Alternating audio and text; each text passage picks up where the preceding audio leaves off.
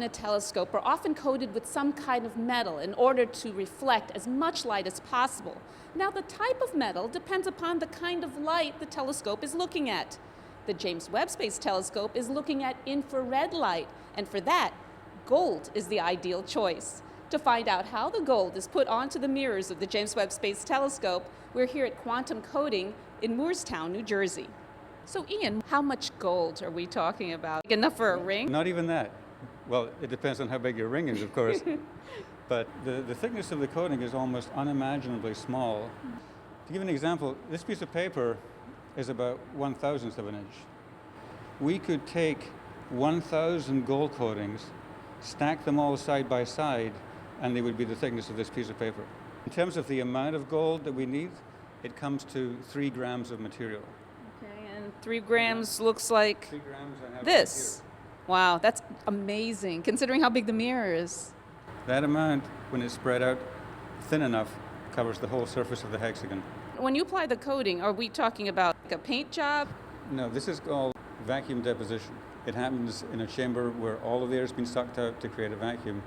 Then we vaporize the gold. We create a cloud of vapor, and that vapor condenses on the surface to form the film. And why do you choose to apply the gold that way? That's the way to get the maximum reflection. Spray painting or other techniques wouldn't give us enough reflection. And can we actually see the gold being applied to a mirror? Sure. Ty's the guy who operates the coating machine. He'd be happy to show you how that works. Hey, Ty. Hey, how you doing, Mary? I was told that a coating process is about to start. Sure, we're about to start the coating soon. Can we tag along? Sure. Okay, see, what we're doing here now, we're preparing the mirror for coating, cleaning the mirror of any contaminants or any particles that could be on the mirror. So Ty, what's going on here now? Okay, well now we're putting on the shield and the mask for the mirror.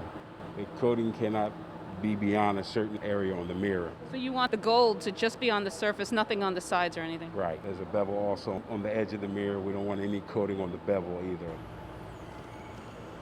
How long is this going to take? Maybe an hour in total. I understand there are no cameras in the chamber. Can we see what's going on? We take a look inside our viewport. We see the part rotating and we can see the glow disperse right now.